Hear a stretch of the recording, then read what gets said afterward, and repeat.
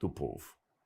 E é interessante que no hebraico é justamente esse jogo de ideias. É como se Deus falasse assim, faça uma barraca, uma tenda no meio das outras tendas, para que eu possa, vou criar um neologismo aqui que não existe em português, barraquear no meio deles. Vocês entenderam? Tendar no meio deles. Não existem esses verbos em português. Barraquear significa morar numa barraca. Eu inventei esse verbo aqui agora.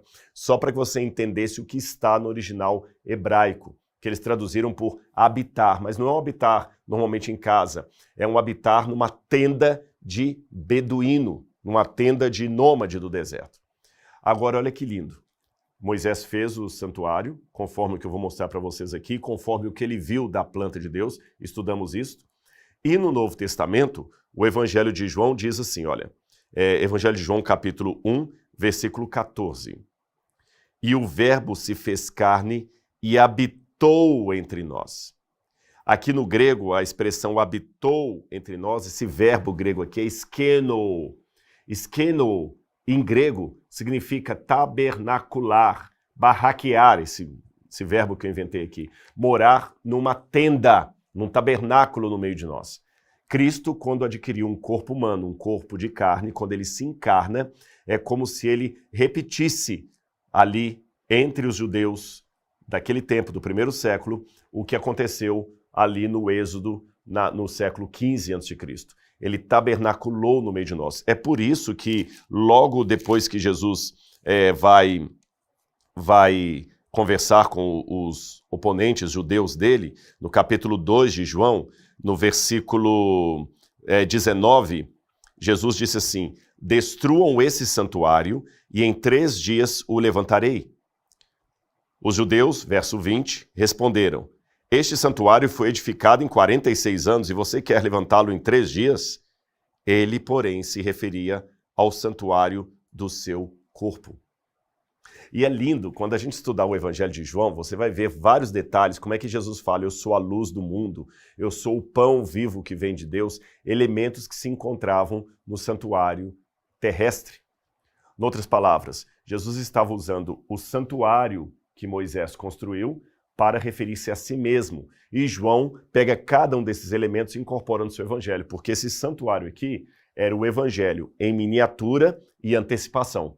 Em miniatura, porque ele resume o evangelho de Deus. Em antecipação, porque ele é o evangelho antes do nascimento de Jesus. É o anúncio do cordeiro que haveria de vir. Eu vou mostrar para vocês alguns elementos aqui do santuário, eu vou colocar minha Bíblia aqui no cantinho, e vocês vão poder acompanhar comigo. Você lembra, nós temos aqui uma maquete, a gente estudou sobre isso, o santuário tinha o pátio, havia uma cortina que separava o pátio do povo que ficava aqui fora.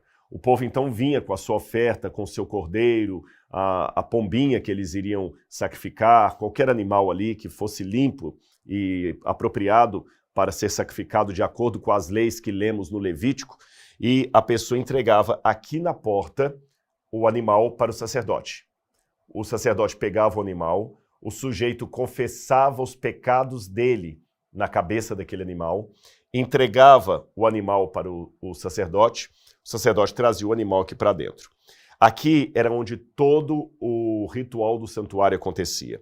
Você tem aqui esse primeiro móvel do santuário, aqui é um altar, onde o corpo do animal era queimado depois que ele era degolado.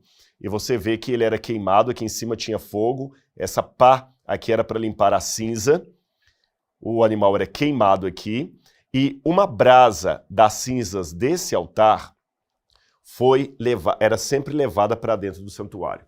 Por que isso? Olha que interessante. A Bíblia vai dizer que quando Deus foi reconhecer perante o povo a aceitação do santuário, em outras palavras, no dia em que o santuário terrestre foi inaugurado, um fogo de Deus caiu e acendeu a chama do altar externo.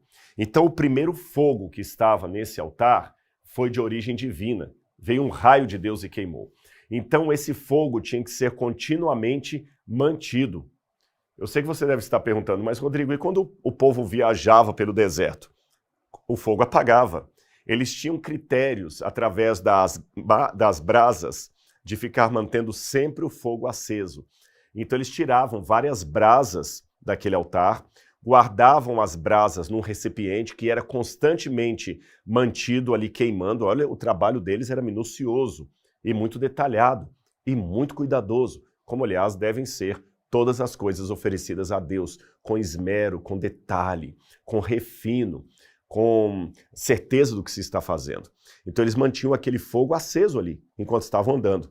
Quando o santuário era novamente montado num outro sítio, eles pegavam aquelas brasas, colocavam ali, e a partir daquelas brasas acendiam um novo fogo. E era desse fogo que eles tiravam as brasas e levavam para dentro do santuário. E o que era aceso dentro do santuário com essas brasas? Bom, daqui a pouco eu vou responder essa pergunta. Aqui na frente nós temos também uma bacia, que era onde o sacerdote se lavava. Nós não temos na Bíblia informação de como seria essa bacia, apenas sabemos que era uma bacia de bronze. Nós não temos o formato dela, não temos descrições a seu respeito, mas a gente imagina que seria uma bacia grande, onde o sacerdote se lavava antes de apresentar a oferta perante Deus. E todos os dias havia pelo menos 2 momentos de sacrifício. Um sacrifício pela manhã, outro sacrifício pela tarde. O sacrifício pela manhã ocorria por volta das 9 horas da manhã, entre as 9 horas e o meio-dia, aproximadamente. E o sacrifício da tarde ocorria entre as tardes, seria por volta das 3 horas da tarde, às 15 horas. Das 3 horas até o pôr do sol seria esse movimento aí da tarde. Esse sacrifício ocorrido pela manhã e o sacrifício ocorrido pela tarde era chamado em hebraico de tamid. Tamid quer dizer diário, contínuo, continuamente. Então todos os dias eles tinham que ter um sacrifício pela manhã e um sacrifício pela tarde. Olha que interessante no Novo Testamento. Jesus vai morrer justamente no meio da tarde, por volta das 3 horas de uma sexta-feira. Jesus morre no momento em que o sacrifício diário era feito no templo. Então você vê que a tipologia do Antigo Testamento, o emblema, o símbolo do Antigo Testamento, encontra o seu cumprimento ali na vida e na paixão de Cristo Jesus. Vamos continuar aqui? Além do pátio, onde o animal era morto e a sua carne era queimada, você tinha o próprio tabernáculo. Ele tem 2 cômodos, como você pode ver. O primeiro cômodo era chamado de lugar santo. O segundo cômodo era chamado de lugar santíssimo. Separando os 2 cômodos, você tinha uma grande cortina, e essas cortinas eram todas desenhadas com símbolos de anjos, querubins. No primeiro cômodo, antes da cortina, você tinha 3 móveis. Eu vou mostrar os móveis para você. O primeiro móvel que a gente tinha era esse aqui, olha. Era uma mesa com os pães da presença. Essas argolas que você está vendo aqui, elas tinham em todos os móveis, e você sabe por que isso? Porque o santuário era móvel. O povo sempre andava com o santuário pelo deserto. Então, por isso que eles colocavam aqui as varetas e podiam carregar os móveis, os instrumentos pelo deserto. E aqui em cima você tinha 12 pães, representando as 12 tribos de Israel, e você tinha também um jarro com um pouco de vinho.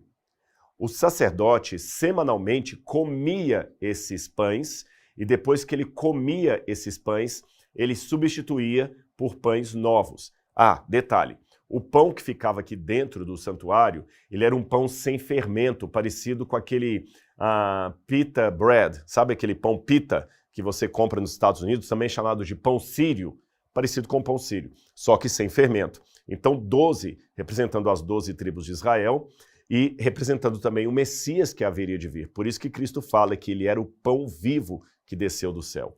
O pão também representava o cuidado de Deus pelo seu povo. Isso é lindo. Deixa-me devolver aqui. E já que eu falei da questão do pão, eu quero relembrar uma outra coisa com vocês. Eu vou pegar minha Bíblia aqui e vou ler uma passagem de quando Deus apareceu para os anciãos que me chama bastante atenção. Abra sua Bíblia comigo aí no Êxodo capítulo 25. Eu fiz uma breve menção disso aqui, mas não comentei. Êxodo capítulo 25. Você está gostando dessa aula? É uma recapitulação, não entrei no Deuteronômio ainda, mas quando eu cheguei aqui no estúdio, que eu vi esse santuário montado, eu falei com a turma, olha, nem que renda uma aula a mais, mas eu quero recapitular com o pessoal alguma coisa do Êxodo, porque isso aqui está muito didático. Na outra aula eu usei uma maquete menor de um santuário pequenininho, mas esse aqui está muito lindo, muito didático. Eu acho que vocês iam gostar dessa recapitulação. Olha o que diz aqui em Êxodo capítulo 24, versículo, quando eu falei que os homens viram a Deus e não foram destruídos, eu vou ler de novo o verso 11. Deus não estendeu a mão contra os escolhidos dos filhos de Israel. Eles viram a Deus, comeram e beberam. Isso aqui me chama bastante atenção, sabe por quê? Havia, de fato, o costume de quando um povo tivesse um acordo com o seu Deus, de comerem na presença do Deus. Mas eu vou explicar isso para você. Essa refeição diante dos deuses pagãos era diferente da refeição que o povo teve. É porque na cultura pagã, em torno ali do povo de Israel,